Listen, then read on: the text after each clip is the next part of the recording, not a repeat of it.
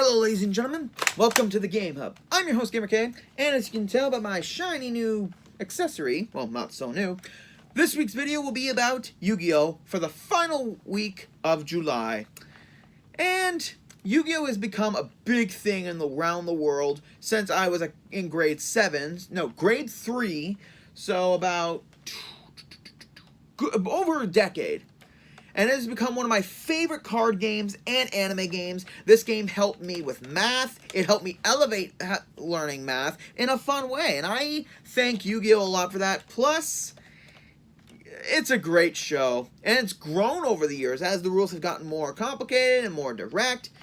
So, in honor of that, this week's video will be a top 13 of my favorite Yu-Gi-Oh! Duels. A couple rules I'm going to go over. For one, for this video, I will only be doing the first series of Yu-Gi-Oh! So with Joey, Kaiba, Yugi, the Pharaoh, and all that good stuff from the original. Rule number 2, I will not include any of the duels that occurred during the Duelist Kingdom arc, because during that, the rules were out the wazoo. So, basically anything from Battle City to the Orichalcos arc, to the World Championship, and then to the end of the series.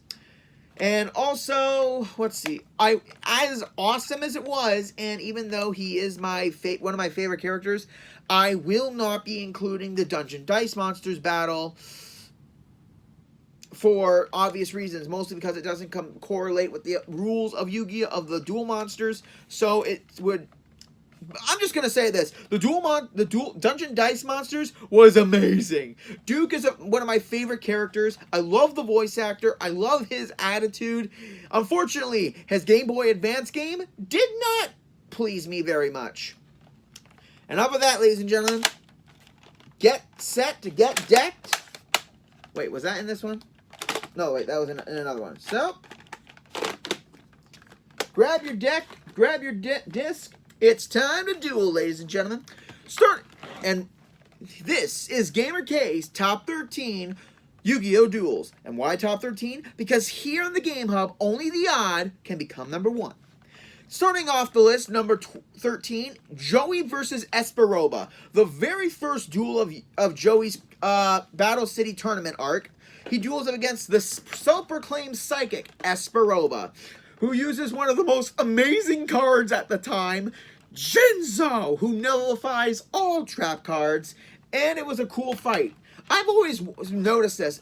In a good majority, Joey always fights the cheaters. Throughout the duel, Esperoba's claiming that he knows exactly what's in Joey's hand, so he's trying to psych him out. However, on a nearby rooftop, we see Esperoba's younger brothers with binoculars and a headset in order to communicate with him. Joey starts to play some games when he says that he's got 2 graceful dice in his hand, knowing he can't use them at the same time in order to boost up his monsters. So Joey decides to do the one thing Joey does in every single... This is why I love Joey. He tricks Esperoba by playing both dice cards face down and a weaker monster. Esperoba attacks, uses the 1 dice to boost his monster's power, and then reveals a skull dice, which decreases Esperoba's monsters, and he tricks him further out. The duel kind of goes more of Esperoba's way once Jinzo's out in the field, and, you know, kind of the anime rule not being affected by magic and all that. Gonna say this. Roulette Spider. Oh, it's one of my favorite cards from that episode, and it won Joey the duel and this just shows how Joey's dueling went from being about pure power in the previous season to being about chance and luck, making Joey Wheeler the underdog, the gambler of the show, and it was a hell of a way to win with the spin of a wheel. Coming up at number 12, Kaiba versus Lecter. The 5th of the big 5, Lecter, which, yeah, now that and don't worry, he's not going to eat Kaiba's liver with some fava beans and a nice Chianti. Couldn't resist. Kaiba, basically, in the virtual arc, Kaiba is chasing off the guy who kidnapped Mokuba, his younger brother, and is stopped by Lecter, his mentor of the Big Five, and used to be his stepfather's or adoptive father's right-hand man. Lecter challenges him to a duel, as they do in this arc, and being his deckmaster Jinzo, all trap cards are not effective except for his. Throughout the duel, Lecter kind of shows this paying life points to prevent Kaiba from playing spells and traps, and basically nullifying his best cards. Kaiba found, and during this duel, we find out a little bit more about Kaiba's backstory of how he became the CEO of Kaiba Corp and how he transformed a weapon company into a game company. It's a very fun duel with Lecter kind of spinning of how Kaiba was ruthless in destroying his stepfather. And it shows in Kaiba's dueling strategies of how he's really ruthless at times. And then, with the satellite cannon ready to fire, Blue Eyes White Dragon saves the day in a beautiful explosion. Even though Rich Boy kind of deserved what happened to him, I'm kind of glad he won this fight, because with that creep in his body, yeah. Coming in number 11, Yugi versus Seeker. The beginning of the Battle City arc, Yugi finds the rare hunter who took Red Eye's Black Dragon away from Joey in a duel, and thus begins his very first duel in Battle City. The rare hunter having a invisible ink on his cards and with copies of Exodia in the deck. Yeah, and Joey's not allowed to tell him what happened, or else Red Eyes gets torn. Remarkably, with just a little hint of luck, he realizes the Rare Hunter's strategy and tries to stop it as much as possible. But that's the Rare Hunter strategy, blocking attacks and preventing attacks until Exodia can be in all 5 in the hand. Yugi's strategy, though, is beautiful. Waiting for the Swords of Light to be destroyed so he can attack, risking the Rare Hunter to have to play a monster. So he plays the head of Exodia, which activates a trap that destroys all the copies of it in the hand and deck, which tantamountably destroys Exodia, and it's just beautiful. A creature that Yugi used himself in the very first episode would have been the demise of his own destruction. But thinking ahead with clever card combinations, he ruined the Forbidden One and destroyed the Seeker. Really fun duel for the first bit of the Battle City arc, but let's continue.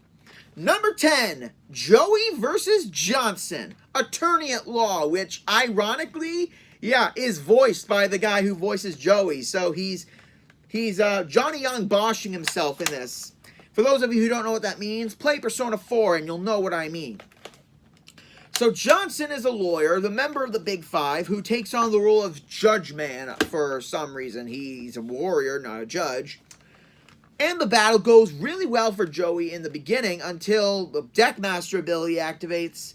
And not only that, but near the finale of the fight, every time Joey uses a dice roll or a gamble effect, Johnson uses the digital programming to mess around. So basically, once again, Joey gets set up with a cheater.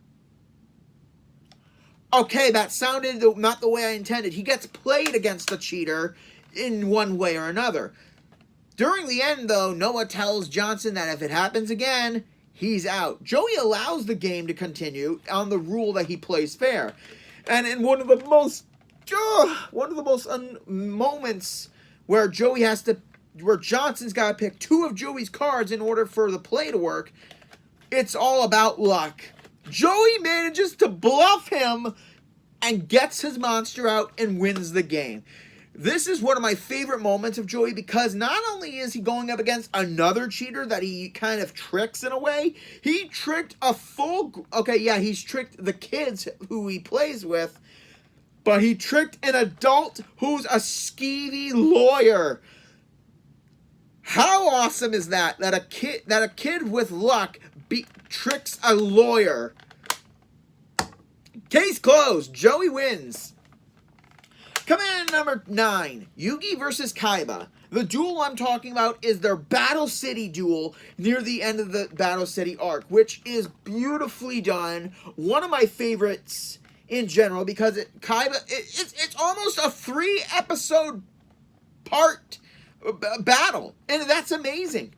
Yugi using all of his best cards, Kaiba using his best cards, whole bunch of combinations. They're Egyptian gods, they're ace monsters, a little bit of...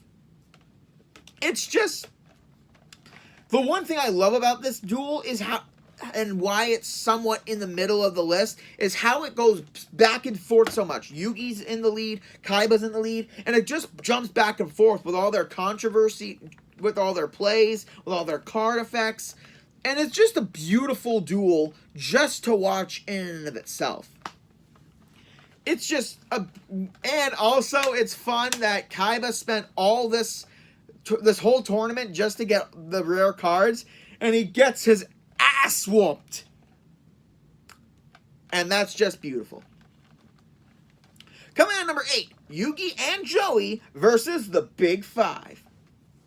This duel is definitely another one of my favorites, for the main fact is it's the 5 baddies possessing Tristan's body and just tag teaming against Yugioh and Joey all at the same time. The duel goes on for a little bit as each member gets one turn, except for Lecter in the end, who will continue the duel as final. And seeing all the different cards that are in the Big Five's deck, it just shows that each Big Five member put an essence of their cards into the deck in order to make it feel like they're OP'd a little bit. Not only that, but Joey tends to trick them a good number of times too, as well as Yugi tricking them a good number of times in order to make things feel funny. Not only that, but near the end, they release the 5-headed dragon, which is, back in Yu-Gi-Oh!, this was one of the OP monsters with 5,000 attack points, can't be destroyed by effects, and it can only be destroyed by light monsters. Yeah, back in the day, if you had him and you managed to get him out on the field, you basically won the game. Now, finding a way to defeat it and then having the Berserk Dragon come out it just shows not only that, but good number of the Big Five discounted Joey as a threat immediately. But it was always Joey's cards that saved Yugi a good number of times, like Silver Dollar, Kunai with Chain, and even using Knight's title to transform Dark Magician to the Dark Magician Knight, and using his Deckmaster ability to give it a power boost to annihilate the Big Five. What I love about this is that near the end of the duel, the Big Five are commenting on Johnson, saying that Wheeler would just hold Yugi back, but he's the reason that they're winning. I love this duel so much because it's intense. It shows that Joey and Yugi, their bond is really good, and they can kind of read off each other in the game. And I love that. The Big Five took a big gamble by doing this, and in the end, they ended up deleted. Command number 7, Yugi versus Noah. This spoiled, I guess,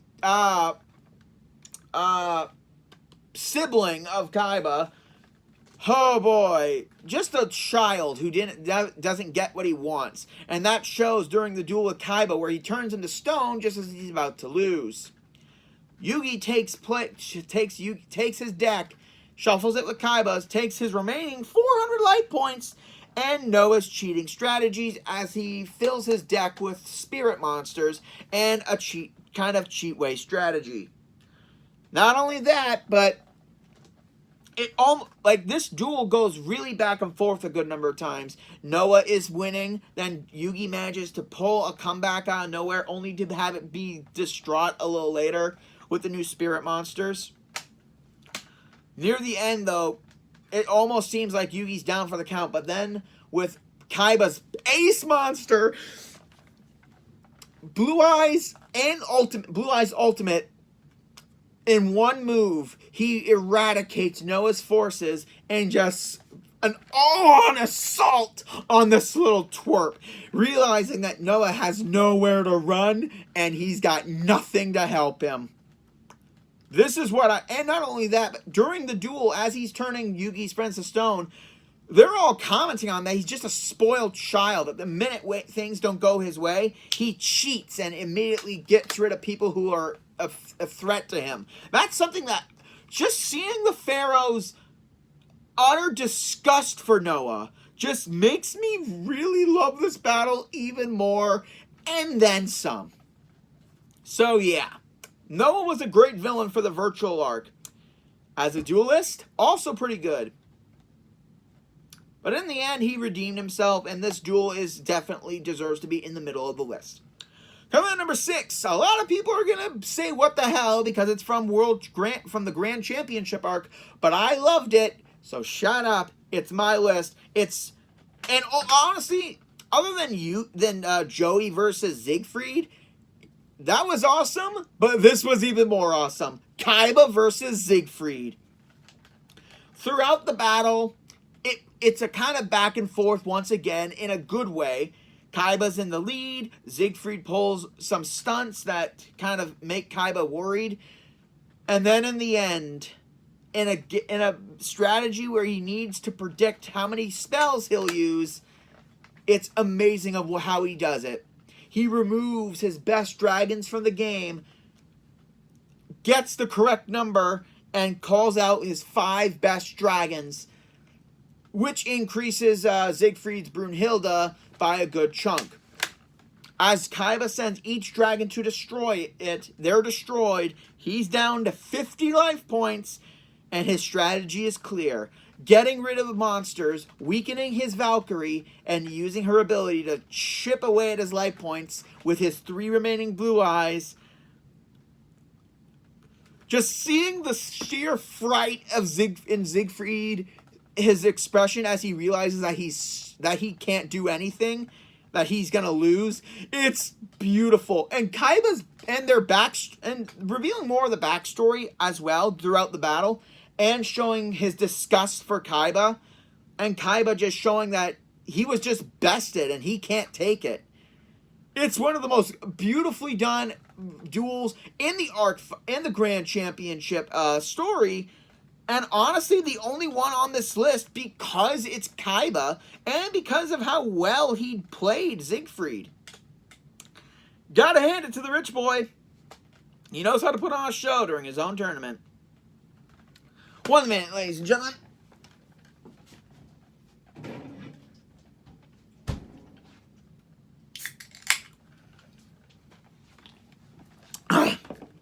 Throat was getting a little dry.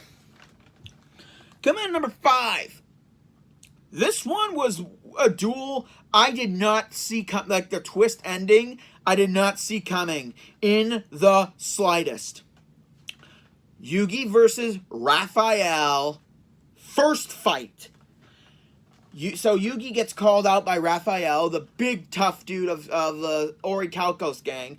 And yeah, he may be one of the coolest characters, but at the same time, yeah, I do like the Guardian monsters in concept, but they're just a little, not that the best. But the way that the way that Raphael battles the Pharaoh, protecting his monsters, it's beautiful. And I have a good bunch of them, and I love the Guardian cards. I just don't like playing them because their strategy is basically non-existent. Not only that, but throughout the duel, Yugi isn't able to destroy a single monster, mostly because of certain card effects, the brute force of his monsters, especially Guardian Grarl, which is a beautifully designed dinosaur monster.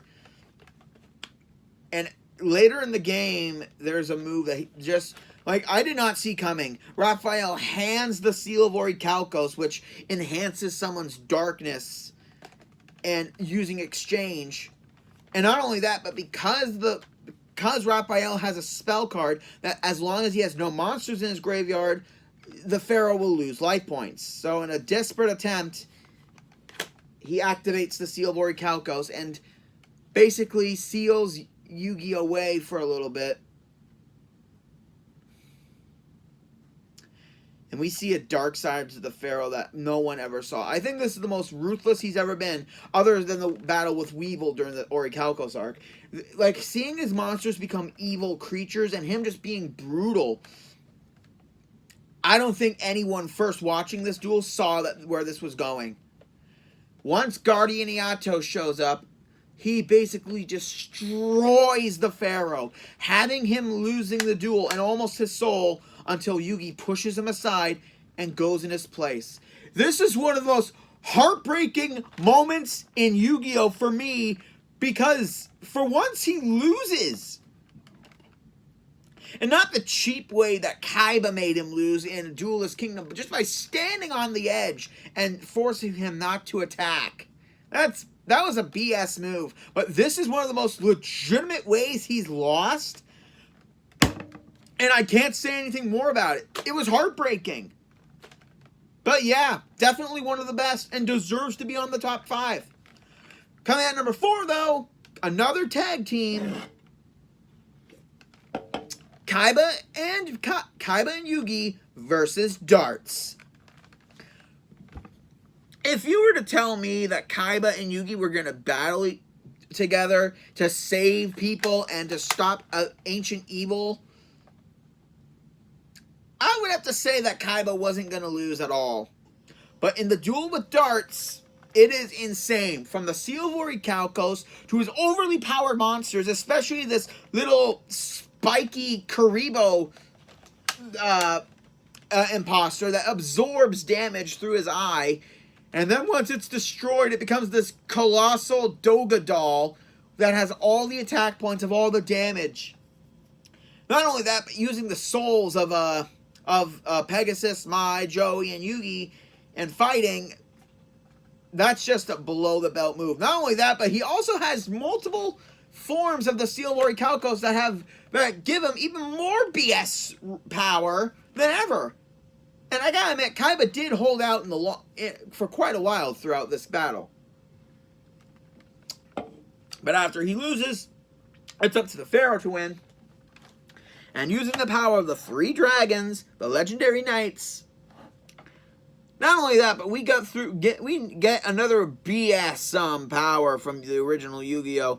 The power of an infinite attack points, which is bizarre, but it acts for a cool climax nonetheless. It's by far it's a beautiful battle, and definitely one of the coolest. Now to the top 3. Coming in number 3, ladies and gentlemen, one of the duels that I was sure there was no way out. Yugi versus Strings. During the Battle City arc, Yugi fights the mime that we see in the beginning of the series of the Battle City arc, and he finally is controlled via Marek and uses his slime creations and the power of Slifer the Sky Dragon, which, if you were watching this at the time in the beginning, damn, it was a great battle. The combination of having no hand size, of having Revival Gem intercept every attack, and without paying the 1,000 life points thing. Slifer seemed invincible, absolutely invincible, and that's the scary part of it. And not only that, Yugi having basically no good monsters to attack with and not even strong enough to counteract Slifer, he goes to a very bizarre strategy, which is beautifully done. And I gotta say, I think there's one of this in every single series where he uses brain control to take control of Revival Jam. Slifer immediately attacks special summon monsters and draws cards. An infinite loop, and just Marek's sheer shock of how he's stuck in this infinite cycle and he can't get out of it, because once you run out of cards to draw in the game, you immediately lose. So he was basically forcing him to use up every card just by drawing after every attack. It was a beautiful strategy. I love it when they do a deck out strategy, because not a lot of them do that. I think there's one in every single Yu-Gi-Oh! If I can remember. And it was beyond beautiful and just amazing. Just seeing how Merrick was in shock that he's completely trapped in this cycle. And then the minute he loses, it's amazing. Definitely one of my favorites from the Battle City arc. And now it's on to one of my all-time favorite duels throughout the Orichalco series. Number 2, Joey versus Valen. The Australian-speaking Alma deck user, which, seriously, you made the Guardians into a thing. You're making a whole bunch of the weird stuff in the other series a thing. Make the armor deck now, Konami. Valen uses an armor deck, which is basically monsters that are machines of armor parts that hook up to him, and he's basically being the monsters himself, but in a super cool, badass way. Kamen Rider Yu-Gi-Oh, basically. And he fights Joey because those two are trying to both save Mai, who I guess they both have a thing for. The battle keeps going in both directions once again, and it's really cool seeing Joey fight him mano a mano with his own armor card, which is incredible to begin with. Not only that, but again, Joey using luck plus his ancient dragon to desecrate the armor deck. Not only that, but every time new armor cards come out, it's just incredible of how it turns on Joey in the end. And that's just a beautiful, seeing them just go mano a mano, fist to fist, and it's amazing. It's an amazing battle that needs to be deserved because Valen, one of my favorite members of the Orichalcos gang, and Joey, my favorite character from the original Yu-Gi-Oh!, just clashing like two titans over a girl. Yeah, that's what makes this duel even better. And the ending is really heartbreaking. And at the same time, it's just beautifully done. And also, Valen doesn't do any sneaky maneuvers like how Alistair was being Pegasus for a bit and Raphael giving the Pharaoh the seal Orichalcos. Valen doesn't use any trickery, just goes at Wheeler mano a mano, and that's what makes Valen one of my favorite characters and why this duel is number 2. And, come on. It's Yu-Gi-Oh, guys. You can all guess what the number 1 is.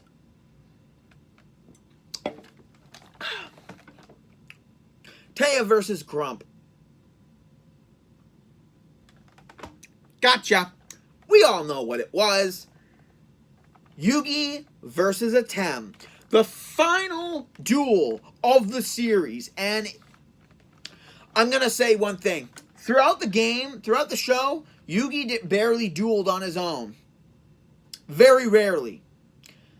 Except when he fought Bakura, which was amazing. But this gets on the list because throughout this entire thing, he's got to duel his best friend and companion. And he has to defeat him in order to send him back to his own so he can rest in peace. And I find that beautiful.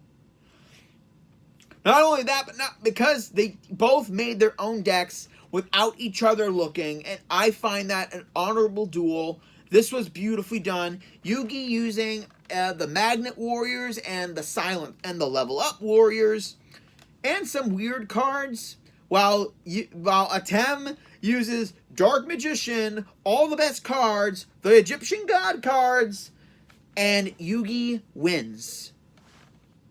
As sad as it is, he beats his companion, his longtime friend, and sends him back home to where he belongs. This duel had me when I first watched this as a kid, when it was ending, I was at the edge of my seat every single moment of the duel. Because I didn't want Yugi to lose, but at the same time, I didn't want Atem to lose. It's one of those moments where you're going to be happy and sad no matter who won. And that's something I, all honesty, love about this duel. How it goes back and forth and how it's obvious that Yugi is very outmatched with the Egyptian God cards against him.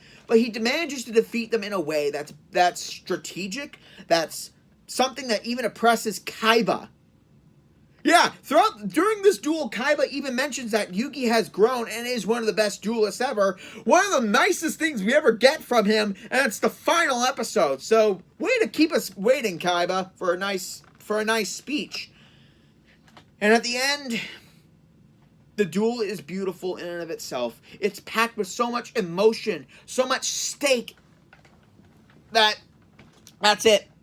The duel between Yugi and XIII is, and will always be, my favorite duel from the original series. Well, ladies and gentlemen, game's over. Game's over. Thank you for joining in for this video. For all you Yu-Gi-Oh fans out there who enjoyed, like, comment, subscribe down below. And next month is the month of August, where it's my 6-year anniversary, ladies and gentlemen, and I'm going to make sure it's a good one. So, what am I doing for next month? Or next week, or the first week of the new month? What should I do? I know. It's time.